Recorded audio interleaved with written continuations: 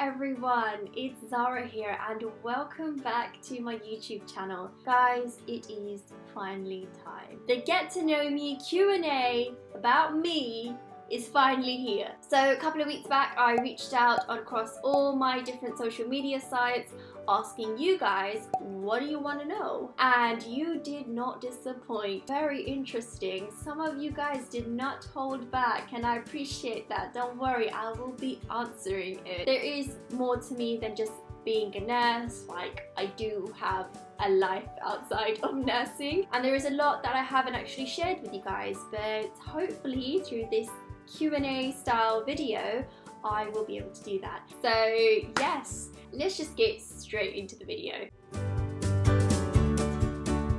So let me just get the basics out of the way, the general spiel of my life. My name is Zara, but my full name is Zara Zaman. I am 24 years old and I live in London. Born in London, I have grown up in London, I went to school in London, I went to university in London. So yeah, I see England as my home and I see London also as my home. Where I am originally from, my ethnicity, I am in fact Pakistani. What university did I go to? I did my undergraduate degree at City University. I did not plan to go to City University, which I'll get into a bit later, explaining my nursing story and my journey. I loved the university that I ended up going to. City is right in the heart of London, so I very much was exposed to beautiful London landscapes and very diverse, and I love it. I loved studying at City.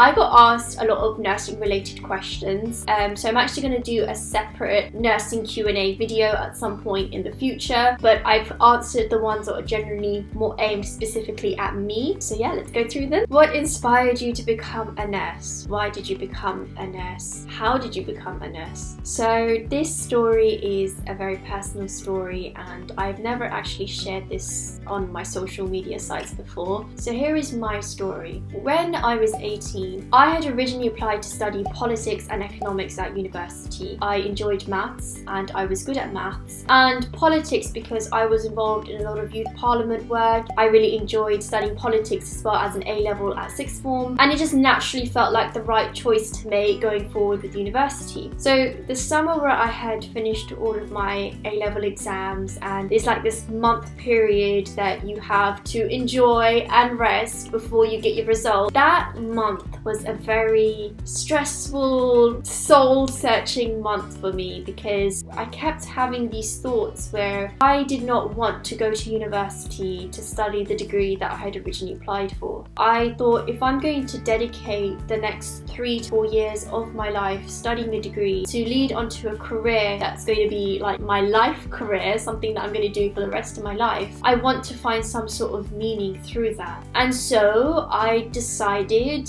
that on results day I was going to withdraw my university application and take a gap year to figure out what I wanted to do and to figure out what that meaning was to me. That was obviously a very big decision that I was making, but it felt like the right thing to do. 2 weeks after I had received my results, casually browsing through university clearing, and nursing came up. And nursing and adult nursing at City University came up. I saw it and I thought, okay, this is interesting. I looked into it and it was almost like a flashback moment for me. Before applying to university, I had zero experience of healthcare. Like, I never worked in a hospital, I've never gone to a care home and volunteered. My only memory of being in a healthcare setting is a very personal story, which I'm going to share with you all. When I was 13 years old, one of my family members was diagnosed with leukemia cancer. My family member was my eldest sister. Her name was Alia. My sister's battle with cancer lasted for 2 years and she sadly passed away in 2015 following a relapse. I was 15 at the time my sister passed away. Going to the hospital on weekends or after school was just routine for my siblings and I and my parents. And I recall on one memory which is what made my decision to becoming a nurse. Out of all of the healthcare professionals involved in my sister's care, I vividly remember this one nurse. On one of the days that my family and I visited my sister, there was this nurse, and I kept watching her. I was just fascinated by her. I remember exactly what she looks like, her features, and I remember distinctly her smile and the way she was looking after my sister, doing things like making her bed, making her comfortable in bed. She never dropped her smile, and she was so gentle and loving with everything that she did. And what made this really special is she could see that I was watching everything that she did. She told me to come over, and she let me sit next to her at her computer side and started telling me about why she does nursing, about how she became a nurse, about how nursing is so different back home where she was in comparison to the UK, and I was just in awe of her. And I remember thinking, how can someone have so much joy in what they are doing and looking after someone? I realized I wanted to experience that same joy. Until this date, if it wasn't for my sister, and if it wasn't for that nurse who looked after my sister, I wouldn't be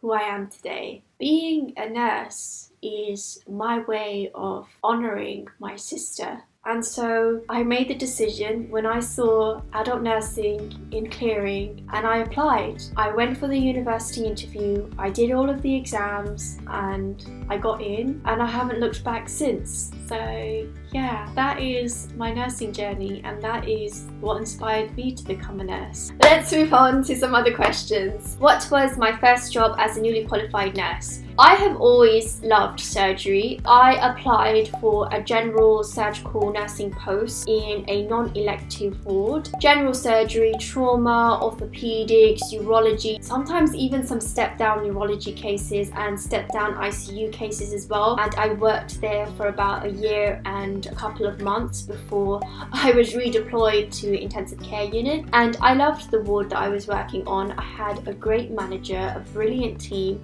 and there was so much learning to do on that ward. What was your favourite thing to learn during your nursing degree?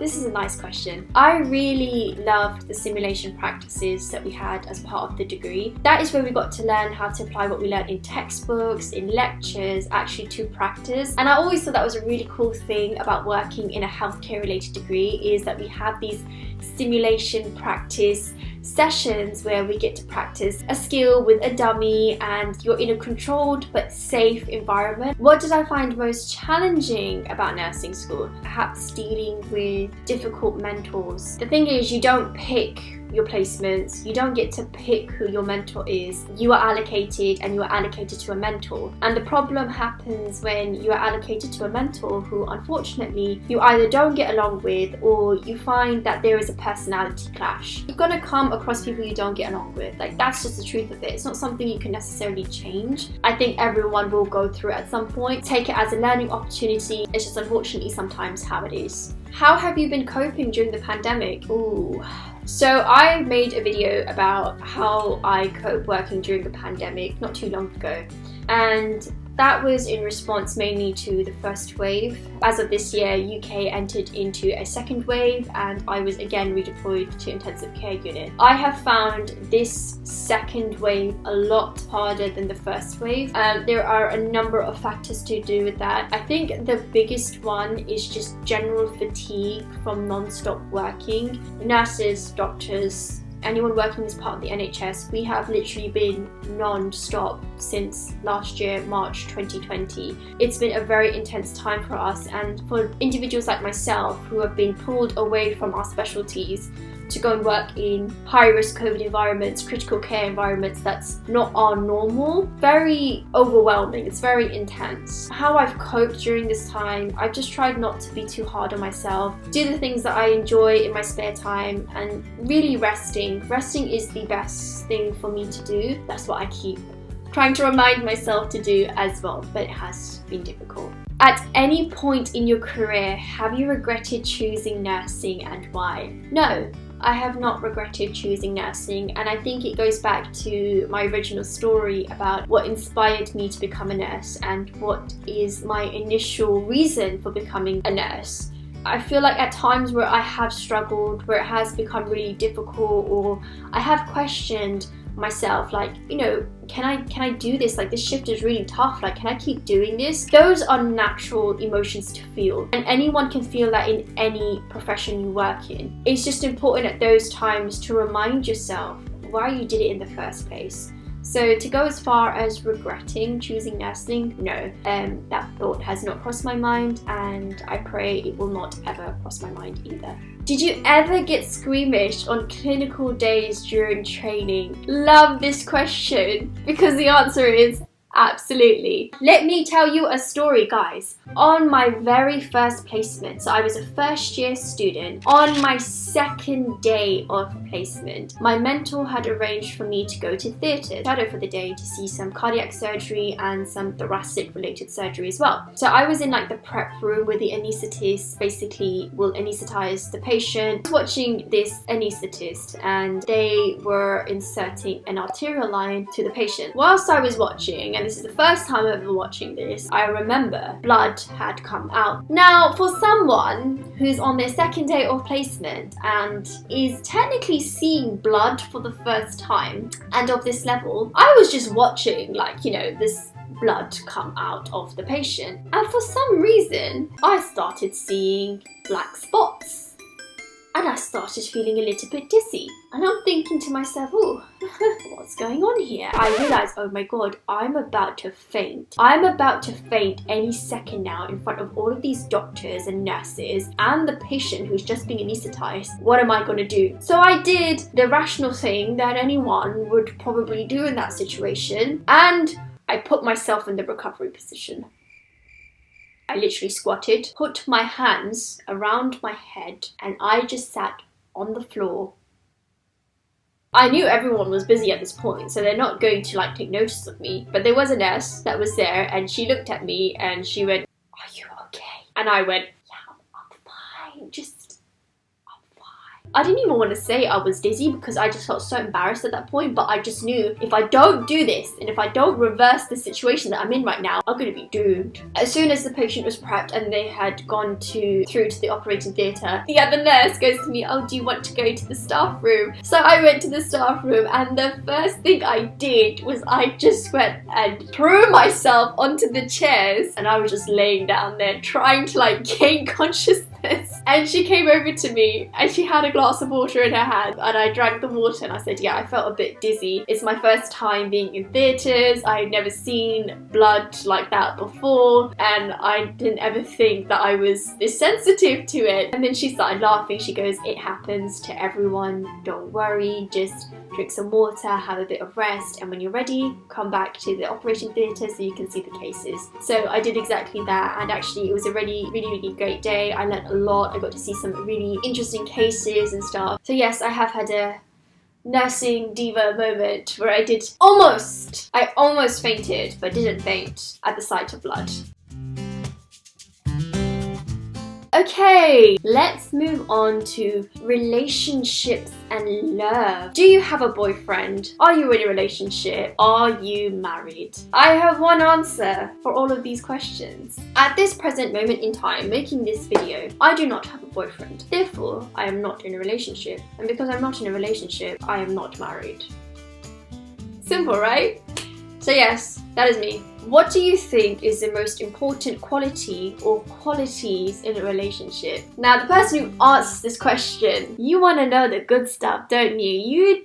You did not hold back in wanting to know my opinion on this. So I'm going to answer it, and I'm answering it not just from like a personal point of thing, but I want any young girl or guy who's watching this to see and value their relationships when going forward, because that's very important. Relationships are very important, especially when it comes to, you know, a significant other. What do I think the most important things in a relationship is? I think one of the most important things is loyalty. Loyalty is a beautiful form of love. It's a sense of security. It's truly a devotion to someone. You need to go through your life with your partner by your side, knowing that they've got your back, and no matter what you do, no matter what you say, they are by your side. That, to me, is very important in a relationship. Another really important quality, which I think kind of relates to what I've just said, is being supportive to one another. You both need to be each other's biggest fans.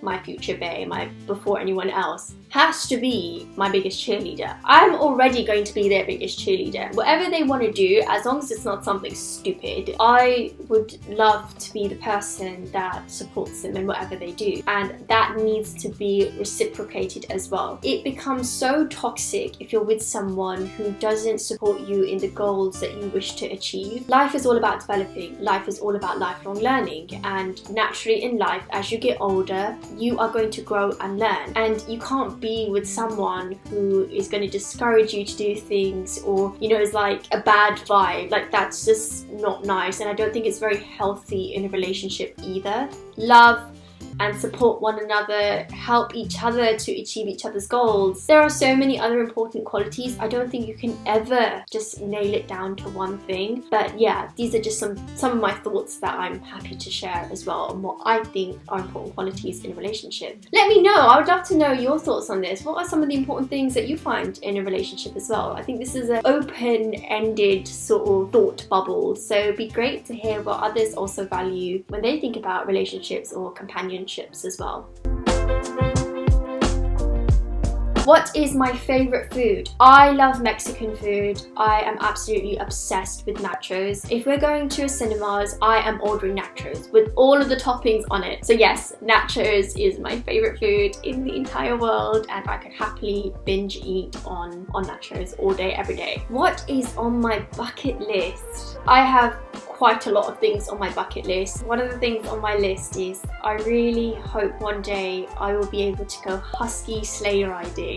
Ever since I watched Snow Dogs as a little girl, I have loved huskies. I do love the snow. I don't know, I think it would bring me so much joy and happiness to be able to experience that one day. So definitely going husky sleigh riding is on my bucket list at some point. And another thing, which is a little bit more kind of career related, I hope one day I will be able to do a TEDx talk and be a TEDx speaker. The reason for me wanting to do this was in fact inspired by a TEDx talk that I saw. The TEDx talk that I saw was by a registered nurse called Kathleen Bartholomew, and it was called Lessons from the Nursing World. I watched this in my final year of university when I was going through a bit of a tough period, and my university had in fact played this TEDx talk during a lecture that they had, and it was exactly what I needed to hear and see at that point. It is one of the best, if not the best, TEDx talk that I have ever seen, and I thought to myself, this